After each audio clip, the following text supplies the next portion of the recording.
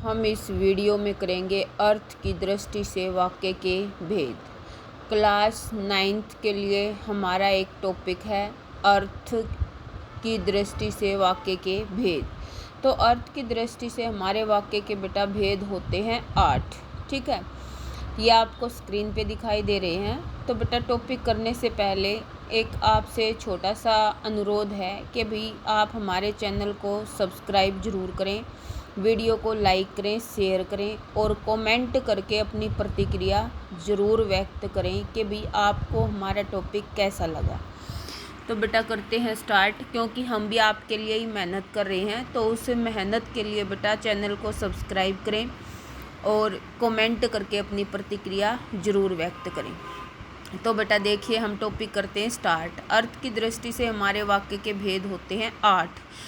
अब हमारा वाक्य होता क्या है भाई, कैसे बनता है? पहले हमारे पास भाषा में आते हैं वर्ण, वर्ण के बाद हमारे आते हैं शब्द और शब्द से हमारा बनता है वाक्य। ठीक है, अब हम करते हैं वाक्य की डेफिनेशन। भाई वाक्य होता क्या है? तो ऐसा सार्थक शब्दों का समूह जो व्याकरण की दृष्टि से व्यवस्थित हो तथा पूरा आशय प्रकट करे, यानी कि आपकी बात को बेटा पूर्ण रूप से दूसरे के समक्ष प्रस्तुत करने में सक्षम हो, वो हमारा होता है वाक्य। ठीक है, जैसे श्री कृष्ण ने धर्म की स्थापना की, बच्चे कक्षा में पढ़ रहे हैं, पतंग आकाश में उड़ रही है। अब इसके अंदर क्या है बेटा, जो वाक्य की रचना पदों यानी कि शब्दों के योग से होती है। क्यों? सार्थक शब्दों का जब समूह बनता है, उनका योग होता है, तभी हमारा वाक्य बनता है। वाक्य अपने आप में पूर्ण और स्वतंत्र होता है। क्यों होता है? क्योंकि वो अर्थ को प्रस्तुत कर सकता है। नेक्स्ट कहता है बेटा, वाक्य किसी न किसी भाव या विचार को पूर्णतः प्रकट करने में सक्षम होता है। अब आते हैं अर्थ के आधार पर वाक्य भेद। ठीक है, अब ये पूछ रहा है प्रश्न आपसे, शब्द क्या होता है? तो शब्द होता है बेटा कि भी जो वर्ण है, वर्णों के योग से हमारा शब्द बनता है और जिसका कोई अर्थ निकलता हो उसको हम बोलते हैं शब्द। पद क्या होता है? जब हम शब्द को वाक्य में प्रयोग कर देते हैं तो वो शब्द शब्द ना रहकर पद बन जाता है। शब्द और पद में क्या अंतर होता है? शब्द बेटा अपने आप में स्वतंत्र होता है, पद वाक्य का एक भाग होता है। भाषा की सबसे छोटी इकाई क्या कहलाती है? वर्ण कहलाती है। अब इसके अंदर कहता है ये तितली, मंडराना, फूल, बगीचा, इन शब्दों के योग से वाक्य बनाइए। ठीक है, जैसे हम लिखें कि भी बगीचे में फूलों पर तितलियां मंडरा रही हैं, हमारा वाक्य बन जाएगा। ये सारे शब्द हमारे प्रयोग हो जाएंगे। अब कहता है वाक्य के घटक। वाक्य के घटक हमारे होते हैं 2 कि भी जिन की सहायता से वाक्य की रचना होती है उनको हम बोलते हैं घटक। जैसे जिन अवयवों को मिलाकर वाक्य की रचना होती है उन्हें वाक्य कहते हैं। संरचना की दृष्टि से वाक्य के प्रधान रूप से 2 ही घटक होते हैं, एक उद्देश्य होता है, एक विधेय। उद्देश्य को बेटा हम कर्ता भी बोलते हैं, यानी कि जिसके बारे में हम बात करते हैं वो हमारा होता है उद्देश्य, और जिसके बारे में हम जो कहते हैं वो हमारा होता है विधेय। यानी कि कर्ता को छोड़ के वाक्य में कर्म है, क्रिया है, वो हमारा विधेय होता है। वाक्य में जिसके बारे में जो कहा जाए वह उस वाक्य का उद्देश्य है। इसके अंतर्गत कर्ता तथा कर्ता का विस्तार, यानी कि बेटा उद्देश्य और विधेय। कर्ता के बारे में जब हम और भी शब्द प्रयोग करते हैं जो कर्ता की ओर ही इशारा करते हैं वो हमारा उद्देश्य का विस्तार कहलाता है। और उद्देश्य के विषय में जो कुछ भी कहा जाए वो आपका होता है विधेय। इसके अंतर्गत क्रिया है, कर्म है, वो मैं आपको बता चुकी हूँ, और इनका भी जब विस्तार हो जाता है तो उसको भी विधेय का विस्तार कहा जाता है। ठीक है, जैसे हम लेते हैं उदाहरण, इसने वाक्य लिखा सुमन अध्यापिका है। इसमें हमारा उद्देश्य हुआ सुमन और विधेय हमारा हुआ अध्यापिका है। जैसे अब है बच्चे मैदान में खेल रहे हैं, बच्चे हमारा उद्देश्य हो गया, और बच्चों के बारे में हमने क्या कहा? मैदान में खेल रहे हैं, ये हमारा हो गया विधेय। जैसे भी ये कहता है छात्रावास में रहने वाले सभी लड़के परीक्षा की तैयारी कर रहे हैं। अब छात्रावास में रहने वाले सभी लड़के यहाँ तक हमारा हो गया उद्देश्य, क्योंकि ये सारी चीज़ें, जैसे ये शब्द हैं छात्रावास में रहने वाले सभी, कौन, लड़कों की तरफ इशारा करते हैं, तो ये हमारा आ जाएगा बेटा उद्देश्य का विस्तार। परीक्षा की तैयारी कर रहे हैं, ये हमारा हो गया विधेय। जैसे हमने लिखा, एक तो हम खाली कहते हैं राम, तो हमारा राम उद्देश्य हो गया। एक हम राम के लिए प्रयोग कर रहे हैं राजा दशरथ के पुत्र राम, तो राजा दशरथ के पुत्र, वो हो गया विधेय का विस्तार हमारा। ओके, तो ये चीज़ें हैं बेटा हमारी इसके अंदर। जैसे अब हम उद्देश्य के विस्तार से संबंधित वाक्य ले लेते हैं। जैसे परिश्रमी छात्र उत्तीर्ण होता है, तो परिश्रमी तो हमारा क्या हो गया, कर्ता का विस्तार हो गया। क्यों? क्योंकि ये छात्र की तरफ इशारा कर रहा है। ठीक है, उत्तीर्ण होता है, ये हमारा हो गया विधेय। फिर कहता है विद्यालय के बच्चे, यानी कि बच्चे तो हमारा हो गया कर्ता, और विद्यालय के कर्ता का विस्तार, मैदान में खेल रहे हैं। इसी तरह से हमारा विधेय का विस्तार होता है। जैसे राम धीरे धीरे गाता है, अब राम तो हमारा उद्देश्य हो गया, अब गाता है और धीरे धीरे, धीरे धीरे हमारा आ गया क्रिया का विस्तार, तो इसको हम विधेय का विस्तार बोलेंगे। किसान सरसों की फसल हमेशा सींचता है, किसान तो हमारा उद्देश्य हो गया, अब इसके अंदर सींचता है हमारी क्रिया है। इसके लिए क्रिया के भी विस्तार के लिए हमने कुछ शब्द प्रयोग किए हैं, तो वो हमारे आ जाएंगे बेटा कर्म का विस्तार। ठीक है, अब हमारे आते हैं वाक्य के भेद। वाक्य के भेद जैसा हमने पहले भी बताया था कि भाई अर्थ की दृष्टि से हमारे वाक्य के 8 भेद होते हैं। ठीक है, और रचना की दृष्टि से हमारे होते हैं 3, लेकिन रचना की दृष्टि से जो हमारे भेद होते हैं वो हमारे आते हैं 10th क्लास के अंदर। ठीक है, तो हम केवल अर्थ के आधार पर पढ़ेंगे। अर्थ के आधार पर वाक्य के भेद हमारे होते हैं 8। विधानवाचक, निषेधवाचक, प्रश्नवाचक, आज्ञावाचक, इच्छावाचक, संदेहवाचक, विस्मयादिबोधक, संकेतवाचक। हम दोबारा रिपीट कर देते हैं। विस्मयादिबोधक, इच्छावाचक, प्रश्नवाचक, विधिवाचक, निषेधवाचक, आज्ञावाचक, संदेहवाचक और संकेतवाचक। ठीक है, ये आपको स्क्रीन पे दिखाई दे रहे हैं। ठीक है, तो एक बार इनको पढ़ने का कष्ट करें जरूर। इसके 8 भेद होते हैं, 8 के 8 हमारे दिए गए हैं। ठीक है, अब हम इनकी परिभाषा जान लेते हैं। विधानवाचक वाक्य हमारा क्या होता है कि भाई सामान्य कथन, या हम ये कहें जिन वाक्यों में क्रिया के करने या होने का बोध हो, वो हमारा क्या होता है कि भाई विधिवाचक या विधानवाचक या विधानार्थक भी बोलते हैं। ठीक है, यानी कि जिसमें बेटा हमारा एक कर्ता, क्रिया हमारी 2 या 2 से अधिक भी हो सकती हैं, लेकिन क्रिया मुख्य रूप से एक ही होती है उसके अंदर, वो उसका अनुकरण कर रही होती है बाकी। तो अब जैसे इसका एग्जाम्पल है बच्चा दौड़ रहा है, यानी कि जो हमारे सामान्य और साधारण वाक्य हैं वो हमारे विधानवाचक के अंदर आएंगे। ठीक है, तो उसमें हमें क्रिया के करने या होने का बोध होता है, क्योंकि क्रिया के बिना वाक्य हमारा अधूरा है। ठीक है, जैसे बच्चा दौड़ रहा है, बच्चा हमारा उद्देश्य हो गया, दौड़ रहा हमारा विधेय हो गया, और दौड़ रहा हमारी क्रिया होगी, बच्चा हमारा कर्ता हो गया। इसी तरह से बारिश हो रही है, सूर्य गर्मी देता है, हिंदी हमारी राष्ट्रभाषा है, भारत हमारा देश है। तो ये हमारे विधानवाचक के एग्जाम्पल हैं। नेक्स्ट कहता है बेटा निषेधवाचक। निषेधवाचक को हम नकारात्मक वाक्य भी बोलते हैं। ठीक है, नकारात्मक यानी कि बेटा जिसमें कार्य के न होने का बोध हो, कार्य का निषेध किया गया हो। निषेध होना यानी कि कार्य न होने का आभास इसके अंदर होता है, उसको हम बोलते हैं निषेधवाचक। ठीक है, इसमें मोस्टली जो ये वाक्य होते हैं वो हमारे नेगेटिव होते हैं, नहीं का अर्थ होता है। ठीक है, नहीं लगता है सामान्यतः वाक्यों में। जैसे हम एग्जाम्पल लें इसके अंदर, मैंने दूध नहीं पिया, मैंने खाना नहीं खाया, मैं मुझसे चला नहीं जाता, मनोज कल गाँव नहीं गया, मैं कक्षा कार्य नहीं कर सका। ठीक है, तो ये हमारे निषेधवाचक हैं, जो आपका आम तौर पर बहाना होता है कक्षा के अंदर कि भाई मैं कल स्कूल नहीं आया। ठीक है, मैंने काम नहीं किया, मुझे याद नहीं हो रहा है, मैं लिख नहीं सकता। तो ये हमारे सारे के सारे निषेधवाचक है जिसमें नहीं का प्रयोग होता है। उसके बाद है प्रश्नवाचक। प्रश्नवाचक हमारा क्या होता है, इसको तो सभी को पता होता है इस वाक्य का, तो जिसमें प्रश्न पूछा जाता है, जो आप आम तौर पर करते हैं, जिस वाक्य में प्रश्न पूछने का बोध होता है। जैसे क्या वह आगरा जाएगा, क्या आपने होमवर्क किया है, ठीक है, क्या आप मुझे कॉपी दोगे, ये सारे के सारे हमारे प्रश्नवाचक वाक्य हैं, ठीक है। अब इसके अंदर अभ्यास के लिए प्रश्न आपके समक्ष प्रस्तुत हैं।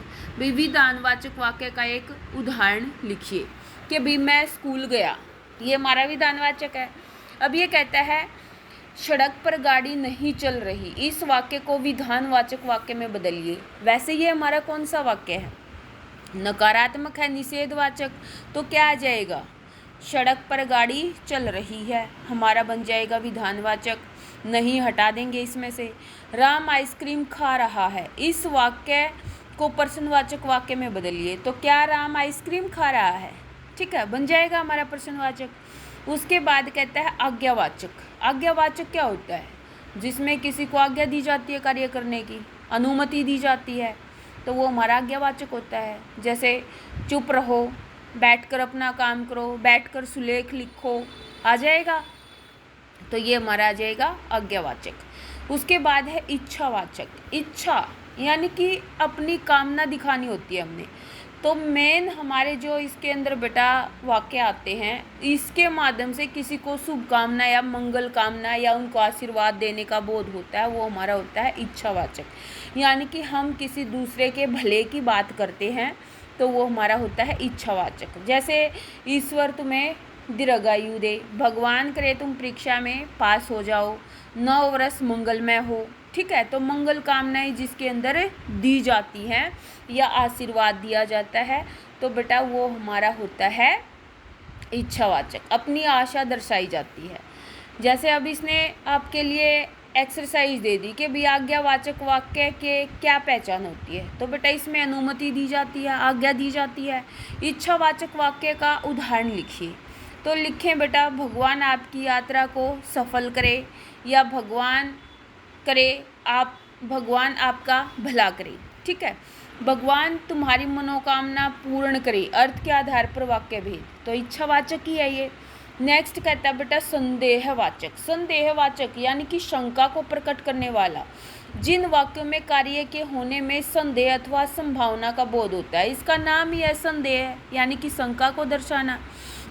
जैसे संभवतः ट्रेन शाम 5 बजे तक दिल्ली पहुंच जाएगी, ठीक है, तो ये हमारा आ जाएगा बेटा संदेहवाचक, ठीक है। उसके बाद कहता है विस्मयादि बोधक। विस्मयादि, विस्मय होता है बेटा हैरानी, यानी कि जिसके अंदर हैरानी प्रकट की जाएगी, भय दिखाया जाएगा, घृणा दिखाई जाएगी, हर्ष, शोक, दुख, खेद, कष्ट, हैरानी आदि जहाँ पर दर्शाई जाएगी, वो हमारा होता है बेटा विस्मयादि बोधक। विस्मय यानी कि आश्चर्यजनक। जैसे वाह क्या सुंदर तितलियाँ हैं।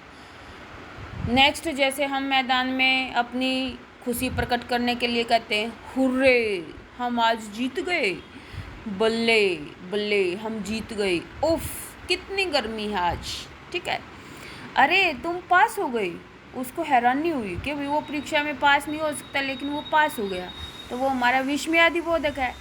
संकेतवाचक वाक्य हमारा क्या होता है बेटा, संकेत मिलता है जिसमें और हम अनुमान लगाते हैं।